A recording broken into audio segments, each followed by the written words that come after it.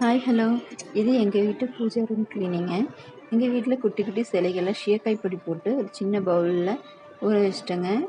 எப்போவுமே சாமி க்ளீன் பண்ணுறதுக்கு தனியாக ஒரு பவுல் வச்சுருப்பேங்க. ஒரு பிளேட்டில் ஜவ்வாது, பச்சை கற்பூரம், பன்னீர் சேர்த்து கலக்கி நம்ம சாமி சிலைகள் எல்லாம் தொடச்சி எடுத்தோம்னா நல்ல நறுமணமாக இருக்குங்க. பூஜை ரூம்குள்ளே வரும்போது நல்ல ஒரு மணமாக இருக்கும். நான் எப்போவுமே அப்படி தாங்க க்ளீன் பண்ணுவேன். கிருஷ்ணர் எங்கள் வீட்டில் கருமை நிற கிருஷ்ணன் தாங்க. அவருக்கு அழகாக பொட்டெல்லாம் வச்சாச்சு. சாமி சிலைகளுக்கும் ஜவ்வாது, பச்சை கற்பூரம், சந்தனம், மஞ்சள் கலக்கி பொட்டு வச்சோம்னா இன்னும் நல்லா நறுமணமாக இருக்குங்க.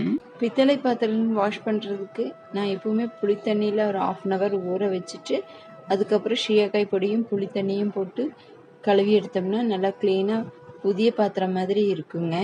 நீங்களும் அதை ட்ரை பண்ணலாம். க்ளீன் பண்ணதுமே ஒரு ட்ரை கிளாத் வச்சு ஃபுல்லாக தொடச்சி எடுத்துட்டோம்னா பித்தளை பாத்திரங்கள் கருக்காமல் ரொம்ப நாளைக்கு நல்லா இருக்குங்க.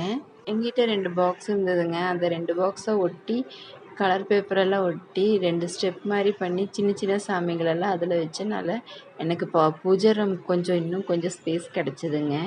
வாசலில் இன்டீரியர் ஒர்க் முடிச்சதுக்கப்புறம் இப்போ தாங்க விநாயகர் கொண்டு வந்து வச்சேன். அதெல்லாம் விநாயகருக்கு விளக்கேற்றிட்டு நிலவாசலில் விளக்கேற்றிட்டு அப்புறம் தாங்க பூஜை ரூமில் விளக்கேற்றுவேன். பூஜை ரூமில் குலதெய்வ விளக்கு ஏற்றுறது பார்த்திங்கன்னா பச்சரிசி நிரப்பி அதில் ₹1 காயின் வச்சு காமாட்சி விளக்கில் நெய் இல்லைன்னா நல்லெண்ணெய் தீபம் ஏற்றலாங்க.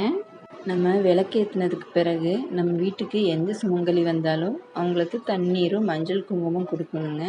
அந்த மாதிரி கொடுக்கும்போது நம்ம வீட்டில் சகல ஐஸ்வர்யங்கள் நிறைஞ்சிருக்குங்க. நம்ம விளக்கு ஏற்றினதுக்கு பிறகு எந்த சுமங்கலி வந்தாலும் கண்டிப்பாக அவங்களுக்கு மஞ்சள் குங்குமம் கொடுக்கணுங்க. ஏன்னா நம்ம பூஜையை ஏற்றிட்டு மகாலட்சுமி தாயே நம்ம வீட்டுக்கு வந்ததாக ஐதீகம் இருக்குங்க. என்னோடய வீடியோ பிடிச்சிருந்தா லைக் பண்ணுங்கள், ஷேர் பண்ணுங்கள், சப்ஸ்கிரைப் பண்ணுங்கள். தேங்க்ஸ் ஃபார் வாட்சிங். கூடவே அந்த பெல் ஐக்கனை தட்டி விட்டுருங்க.